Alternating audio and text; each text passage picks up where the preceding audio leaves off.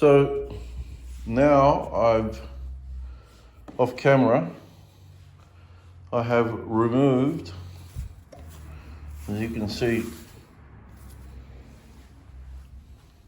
not a great deal of material, but certainly enough, right?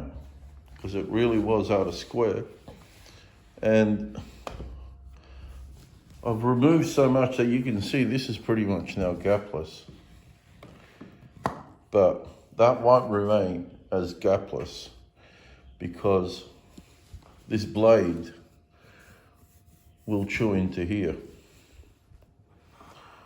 But it won't matter because it'll still remain square. Remember, on this one here, you can see it's not gapless, but it's very, very square. So the same thing here, it'll remain square,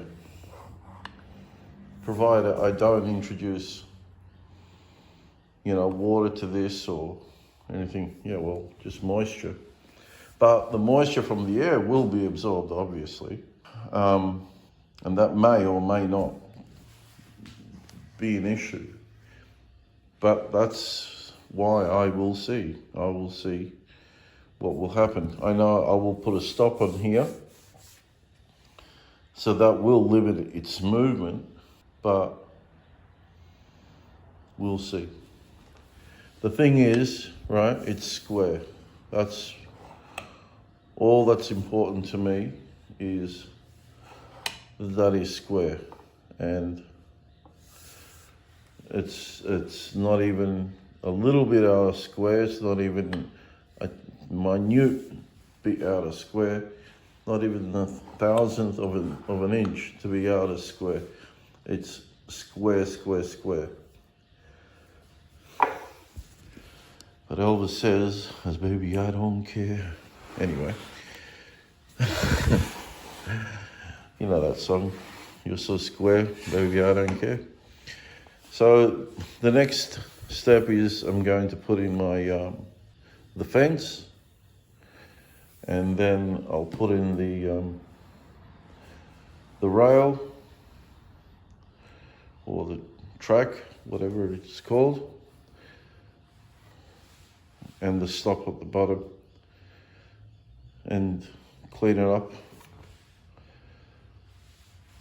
And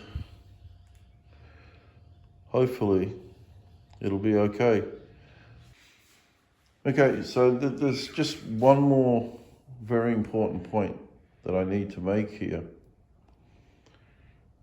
This method is designed, I didn't go and design it. This method works for modern planes, right? So what I'm trying to say is, by you running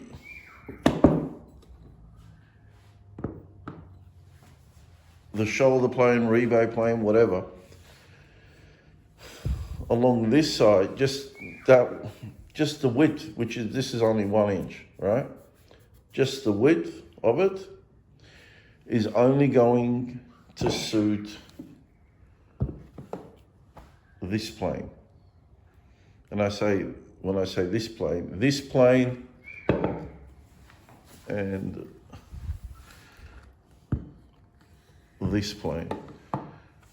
right? The modern planes, because it's not as wide.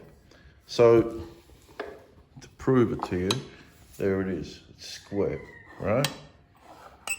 But once I put the rails here, right? If you're going to use this plane, you don't put anything here, right? So that's important to know. If you're going to use the Veritas shooting plane or the other one by Lee Nielsen, then yes, you need to put something here, right? Because you won't be able to. With this here, you can put your hand like that, and then you can plane as such. And I don't want to do that because you see I'm already removing material here. So you move the plane as such, but with this plane, to do that, it needs something to push, to stop this from coming out that way, right? Unless you do hold it like that, but you can't, that's what the handle's for. So, here's the jack, the wooden jack. They've used this for centuries, right? And, you know, looks great. Put that up against there, and can you see? Oh.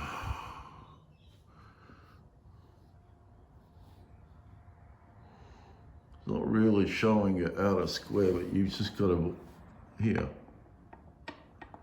You can see now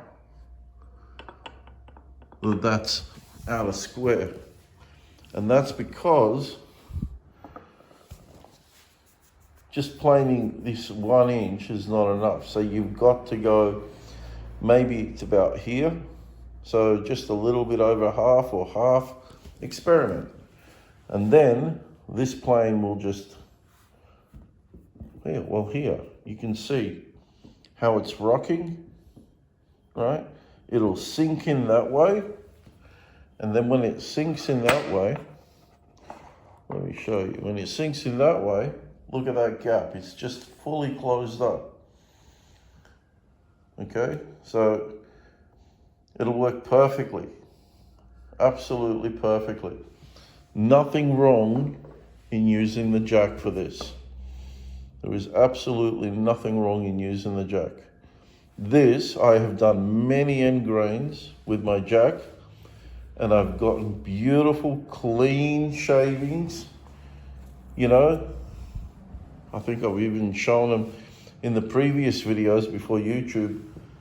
The morons, they deleted all my videos, and I've shown previous videos proof where the jack works just as good as the shooting plane, and just as good as the low angle, like the low angle jack that they advertise is designed for shooting. All of that's hogwash. You know, any of these planes, as long as the blade is super sharp, will give you a beautiful shaving. And that's the key. That's the end of all discussions. It's not the plane itself. It has nothing to do with the plane itself. It's all got to do with the sharpness of the blade. So they use this at the Colonial Williamsburg, and you can ask them how do they feel about it. I think look, you know, you got wood on wood.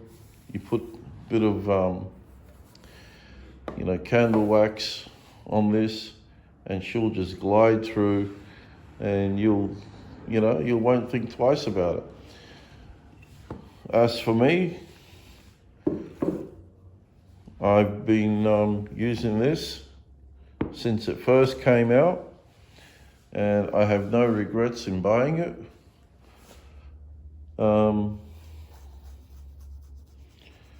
That's pretty much it. I do love my wooden planes. I am a sucker for them. There's just something about them. It's a certain feel. It's a certain, you know, type of romance. I don't know what to say, but you know, I'd love to make myself a nice big 30-inch wooden plane, just for edge planing only. But I don't think that's going to happen anytime soon. So now I think this video will come definitely to an end because I've exhausted pretty much everything. I've given you all the knowledge that I have on this, and I think I've skipped out on anything. So I've given you both versions, and I've also debunked the myth of the low angle planes and so forth.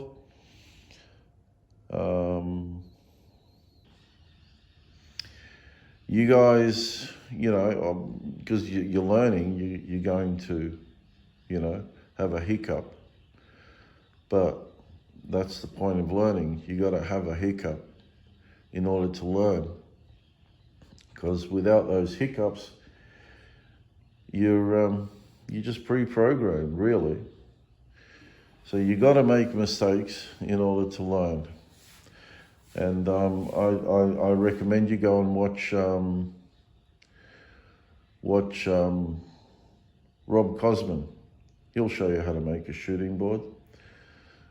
Yeah, okay, he uses machines and so forth, but really the process is not much different. But just bear in mind those pointers that I've given you, because they are pretty much crucial. All right, that's it. Thanks for watching.